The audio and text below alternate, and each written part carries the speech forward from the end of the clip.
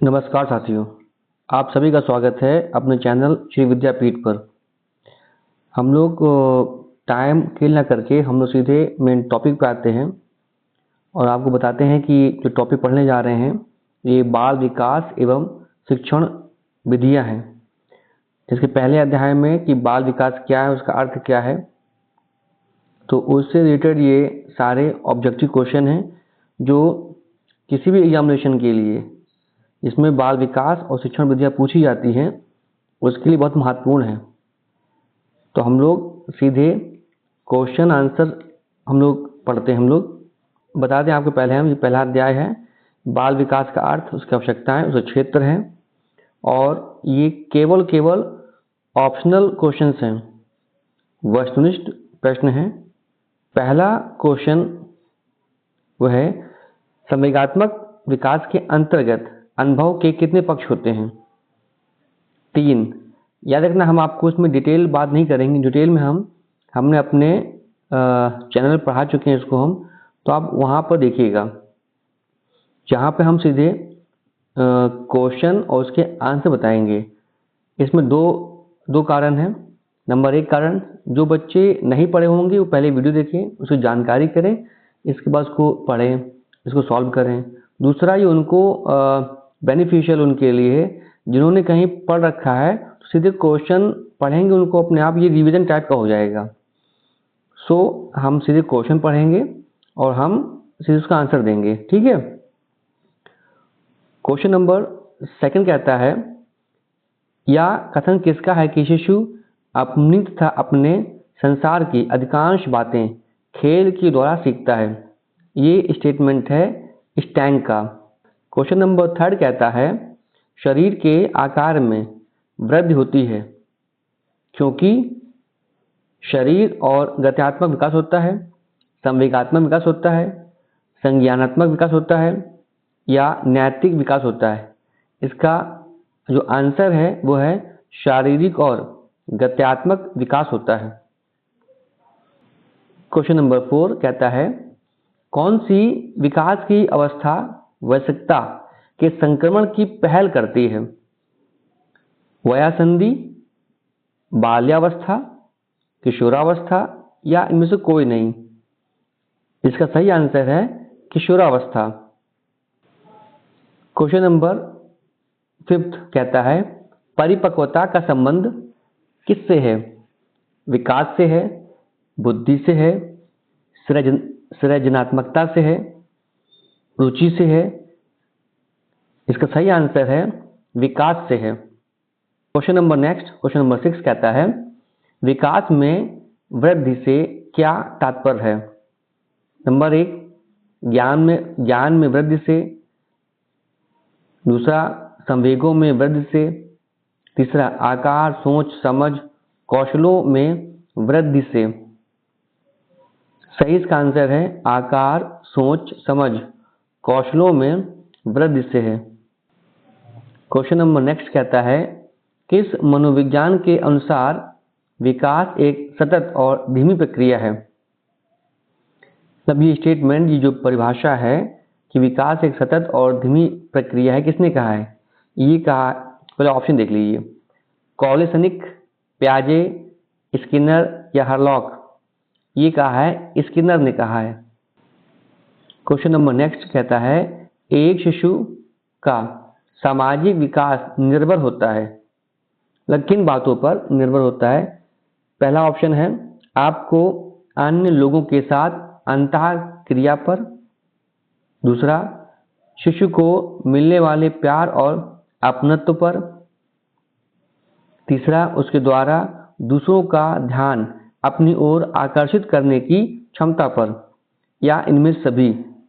इसमें जो शिशु का सामाजिक विकास है इन सभी बिंदुओं पर डिपेंड करता है, निर्भर होता है। इसका मतलब है इसका सही जो आंसर है वो क्या है? सभी। इनमें से कौन सी प्रकृति भावनात्मक विकास से संबद्ध नहीं है?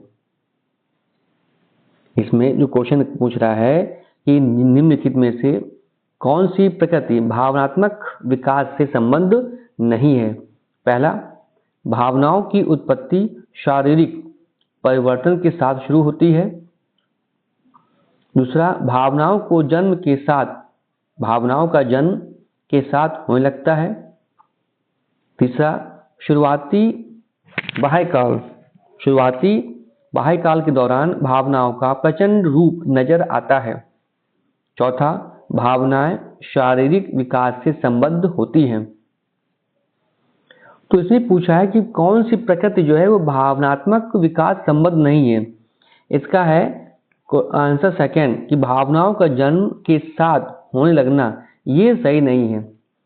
ये क्वेश्चन नंबर 10, मानवों में विकास की सबसे तीव्र गति होती है बाल्यावस्था में, किशोरावस्था में, शैशवावस्था से या यौवन अवस्था में। इसका सही आंसर है किशोरावस्था में। बालक का प्रारंभिक विकास मुख्यतः किस पर निर्भर है? बालक का जो शुरुआती जो होता है डेवलपमेंट वो किस पर है? तो इसका ऑप्शन जो दिए गए हैं, माता पिता पर निर्भर करता है, वातावरण पर, विद्यालय का वातावरण पर या समाज पर। सही इसका आंसर है जो ज़्यादा इफेक्टिव और क्लोज है वो है माता पिता पर। क्वेश्चन नंबर नेक्स्ट कह रहा है, निम्नलिखित में से कौन सा विकास का सिद्धांत नहीं है? नंबर 1, विकास तुलनात्मक रूप से क्रमिक होता है।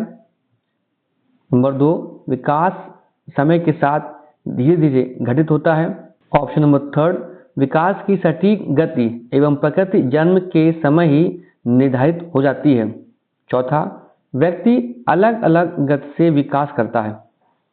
सही इसका ऑप्शन है विकास की सटीक एवं प्रकृति जन्म के समय ही निर्धारित हो जाती है। इसका सही ऑप्शन है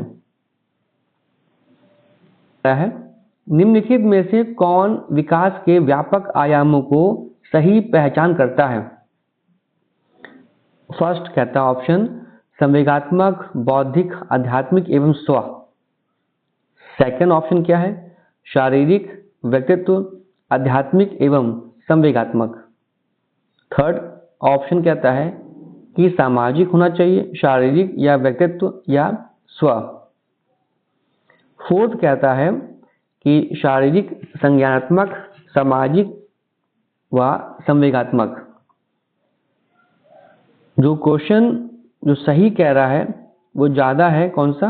वो ज़्यादा क्लोज है फोर्थ नंबर। कौन सा क्लोज है? फोर्थ नंबर, यानी कि शारीरिक, संज्ञानात्मक, सामाजिक और संवेगात्मक। अब चलते हैं आगे। क्वेश्चन नंबर 14 कह रहा है, बच्चों के संज्ञानात्मक विकास को सबसे अच्छे तरीके से कहाँ परिभाषित किया जा सकता है? पहला ऑप्शन है खेल के मैदान में, दूसरा विद्यालय एवं कक्षा में, थर्ड है ऑडिटोरियम में और लास्ट ऑप्शन है, फोर्थ ऑप्शन है गृह में। सबसे ज़्यादा सटीक इसका जो क्लोज आंसर है वो है विद्यालय और कक्षा में। क्वेश्चन नंबर 15 ये कह रहा है, अध्यापन के समय अध्यापक को निम्न में से किसका सर्वाधिक ध्यान रखना चाहिए? नंबर 1, विषय वस्तु का, नंबर 2, विद्यार्थियों की आयु का, नंबर 3, व्यक्तित्व भिन्नता का, नंबर 4, विद्यार्थियों की पारिवारिक पृष्ठभूमि का। सबसे ज़्यादा जो सटीक आंसर है वो है व्यक्तित्व भिन्नता का। तो आपने ये 15 क्वेश्चन देखे, उम्मीद है ये आपको समझ में आए होंगे। और ये जितने भी क्वेश्चन हैं ये टोटल अभी 50 क्वेश्चन हैं, आज 15 हैं। फिर हम लोग कल जो शेष क्वेश्चन हैं उनके साथ मिलेंगे। अगर आपको ये क्वेश्चंस, तरीका और ज्ञान अच्छा लगा हो तो अपने चैनल श्री विद्यापीठ को लाइक करें, सब्सक्राइब करें एंड शेयर करें। हम लोग कल फिर मिलते हैं। जय हिंद।